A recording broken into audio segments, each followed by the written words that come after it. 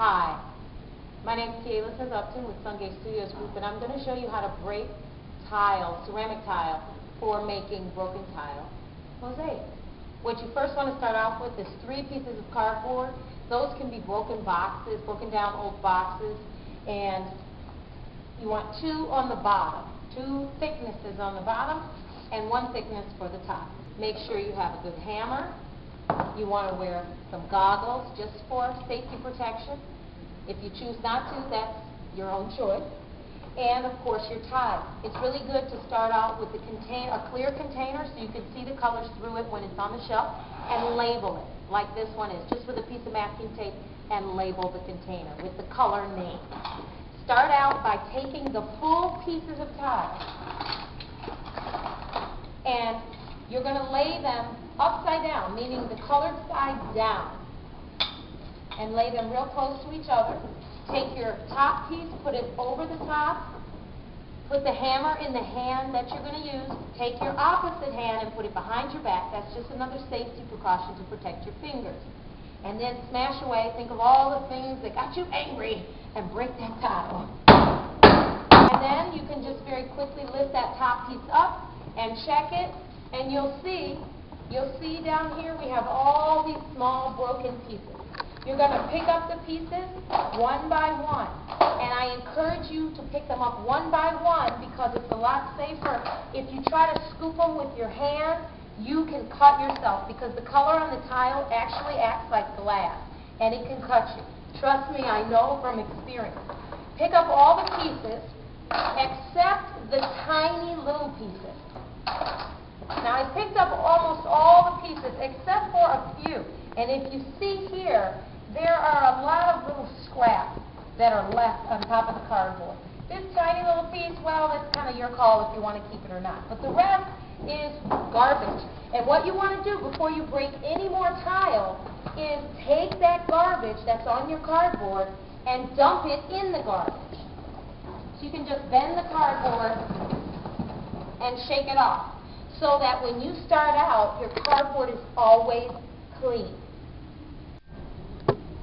Okay, so now we're ready to lay some tile. Now that you have your broken tile here, we have a red, and you want to start out with your design on a sheet of paper. We have a piece of cardboard. You can use a piece of foam, something so that you can move this once you're done, and because the paper's too flimsy, the tile won't really be able to be carried on the paper. So once you have your design or your shape that you're going to do, take some masking tape or some other kind of tape and tape your design to the board. Now, you can do this whether you're making a huge mural or whether you're making a small piece. And you're also going to tape one edge, then kind of press the paper, make sure you get all the bubbles out, and then tape the bottom. You can also tape the sides. You want that paper to stay in place. You don't want it to move. Okay, now our paper is taped down, and what you want to do, I'm going to demonstrate how to cut the tile with the nippers. The idea here is it's kind of like making a puzzle. You want to start with your edge or your outside line. And we have our 2 thicknesses of cardboard that will create your line. So sometimes you have to break the tile, and sometimes you have to cut the tile with these nippers, and sometimes you don't. So I can look for small pieces of tile or big pieces that will make the shape that I'm trying to create. So right here, I've already created my line, or begun creating my line, just out of pieces that I have broken. I'm going to actually just start in this corner. I'm going to take all those off. Sometimes you get a little particular and you don't like a certain one. Oh, there's a good one. It goes right into that corner. Now my next piece, I'm looking at the curve of this line, and I'm trying to see what shape would be parallel to that line. So you have to work out some math here sometimes, or spatial relationships. And you want to, there's a good fit. There's a piece. It continues to make my line nice and smooth. Now I'm going to come down this way a little bit, and this piece could fit nicely there. I also could put this piece nicely here. I also could even have this shape. So there's lots of options on how to create your shape out of the tile. So once I have those pieces, then what you want to look for is what shapes do you see missing? This is you creating your own puzzle. So I'm going to take a piece and try and see if it fits. Now I could put this piece in there, and it fits decent. It leaves a little strange hole here, which I don't care for.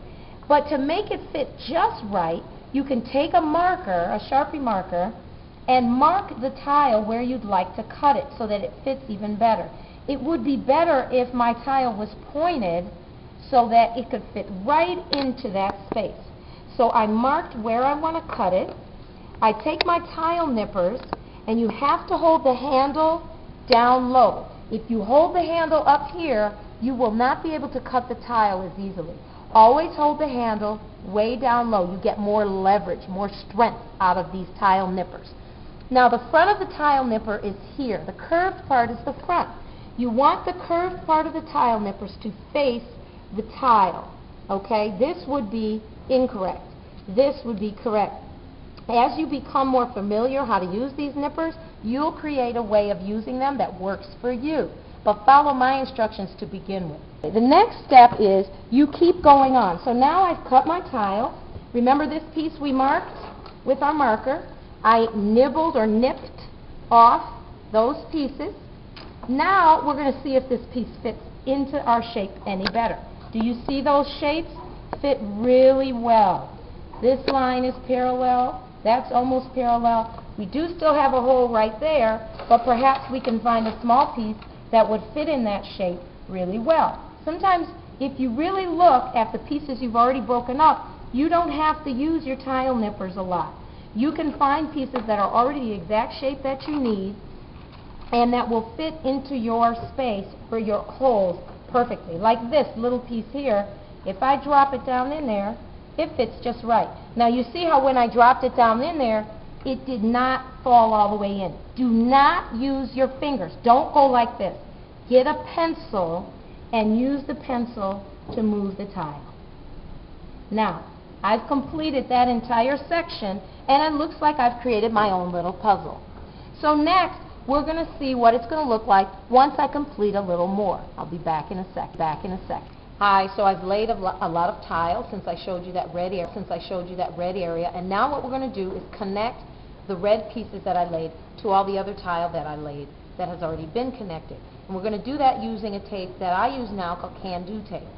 So this is can-do tape. It comes in a big roll, and you have to order it from the company. And you're going to pull it up a little bit, enough to cover the area of tile, and only the area of tile and a little more that you just laid tile. So here you can see all that red that I laid. Over here is some other tile that I laid, but I've already stuck all that together. You can use a pair of scissors, or you can use a blade like this. And it's good to have a blade on hand when you're working with the tile. So you can cut it with scissors or the blade. Scissors gives you a cleaner cut. And then you're going to take this can-do tape, and you want it to overlap into the other areas that you've already taped, because in the end you want it all stuck together like one gigantic piece. And what I do, my technique, everyone has their own, you'll develop your own as you go along, is I put my fingers just on the edges and I kind of curl it up like this. Can you see that? I kind of curl it up, and I know this is going to sound funny, but I actually hold my breath. Everyone does it their own way, but that's mine. Because what you don't want to do is you don't want to shift the tile. You don't want to bump the table. You don't want to mess up all this beautiful tile setting you have done. So you're going to curl the can-do tape up, and you're going to set it down as gently as possible. Usually I'd be holding my breath. Make sure every piece of tile is covered.